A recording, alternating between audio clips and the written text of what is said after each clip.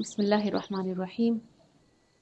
سورة البقره کې آیت نمبر یوسل یو او یوسل دوا، یعنی په دې یو او دو آیتونو کې الله تعالی د يهوديانو د قران د نه منلو وجه بیان کړې ده چې دې قران ولې نه منو، څه وجه دې قران طرف ته نه اتل. دې سره کتاب وو، دې له الله پاک تورات ورکړو، الله ته حکم ورکړو چې دا اونې سي مضبوطیا سره ونی دا بنه پرې دي، مګر هغه پرې خو دو.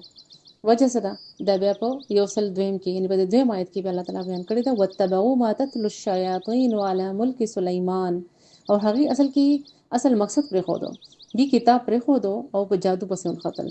سليمان عليه السلام په زمانه کې چې کله دی د کم پیریان چې د شریر پیریان نو دی به سکول چې دی به چونکه هغه ټایم خود سليمان عليه السلام په حکومت کې وو، نه هغه په کنټرول کې وو. چې کله جادو ډیر زیات شو نو هغه ټایم کې بیا سليمان عليه السلام د څه قسم چې جادو کتابونو ظاهر خبر ترنګ باندې جادوګرانو یې سره خپل کتابونو خپل وظیفې ځان لچ په درو سره جوړ کړي باندې طریقو سره هغه جمع کړل او هغه ته واغستل او د خپل تخت لاندې په صندوق کې بند کړل.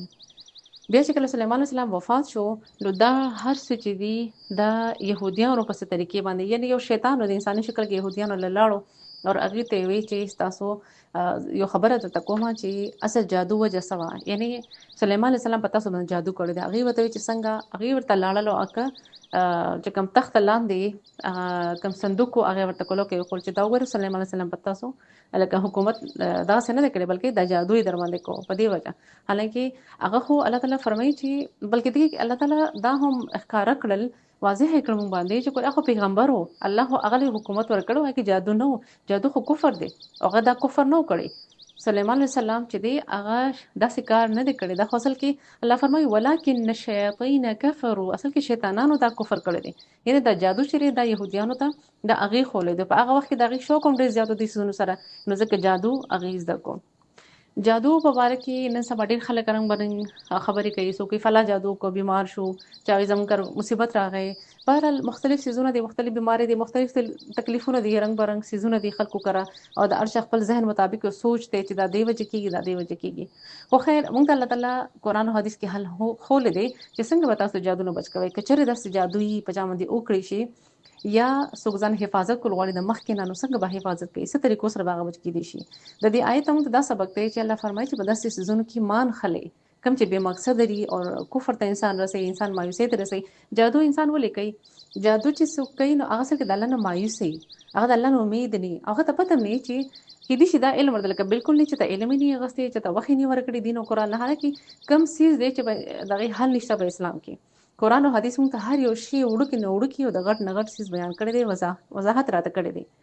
نو موږ ان شاء الله څنګه طریقې ګورو چې کچره چا کا سم مصیبتې سه بیماری سه تکلیفونه دا ولې راځي. اول خو دا چې د آزمایښم کې دي شي د انسان خپل عمل سه ګناهونه کې دي شي، یقینا ګناهونه خوې.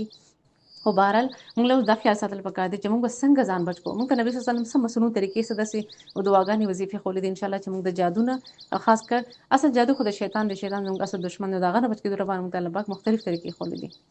د ځان حفاظت لپاره سحر او ماښام اول خو د چې موږ 15 ټایم موږ په ټایم په طریقه باندې کو، بیا د سره خپل چې د مسنون دعاګانې ویل، یعنی مسنون هغه سنت طریقې هغه دعاګانې چې کومه سحر او ماښام نبی صلی الله علیه وسلم ته خولې دي او د کېدو د پاسې د خوراک د اوبو یا بهر د تلو کور تراتلو داسې کول. بل دا چې مسنون طریقې سره علاج کول، دم کول، چار کول آیت الکرسی الله تعالی ته خولې دي. نبی صلی الله علیه وسلم اخري درې کول چې کوم خولې دي هغه هغه درې ځله سحر او ماښام ویل. بیا سحر او ماښام خپل د حفاظت دعاګانې دي دا به وي ان شاء الله.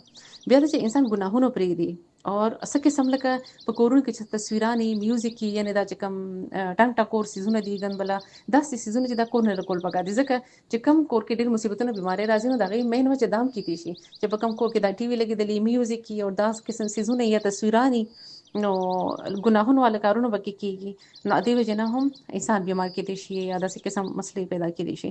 نو ډېر زیات قرآن تلاوت کول، رقیه شریعه لګول، هغه آیتونه کوم چې منزل والدي هغه سحر مخام ویل او لګول هم دي.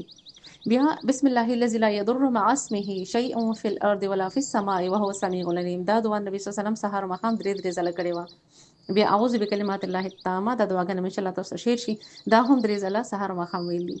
او بیا سورة البقره تلاوت سو کور کې لګینو په دې کې هم انسان مصیبت تکلیف ناراضي ان شاء الله الله به د هغې حفاظت کړي د شیطان نه او هر هغه انسان چې چا بد نظر لګي یا څه قسم جادو خطرې د چانه.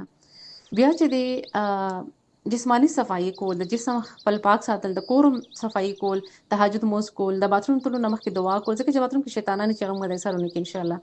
اور سنت طریقې سره خپل خوراکونو له توجه ورکول چې صحیح او ښکلی او پاک خوراک کول، لکه کجوري اجوا کجور سره دام چې څوک خوري نو هغې کې هغې باندې لکه جادو یا داسې څه قسم څیزونه اثر نشي کولی. بیا ډېر داسې څیزونه دي، خپل حیا خیال ساتل، خپل کپړو خیال ساتل، او سحر او ماښام چې کوم ذکر دی او وضو کول، لکه چاردام کول، مسنون دعاګانې ویل، دا ډېر داسې څیزونه دي انشاءالله چې دا به وایو که خیر دا ټول به کوو. او دې نه پس به بیا هم الله باندې امید ساتو چې څه چې خیر راځي هغه الله طرف نه راځي، او څه چې شر راځي هغه د انسان طرف نه راځي. او خیر او شر کې دا دواړه الله طرف نه راځي، خو دې کې خیر وي، الله طرف چې کوم شر راځي کې خیر وي.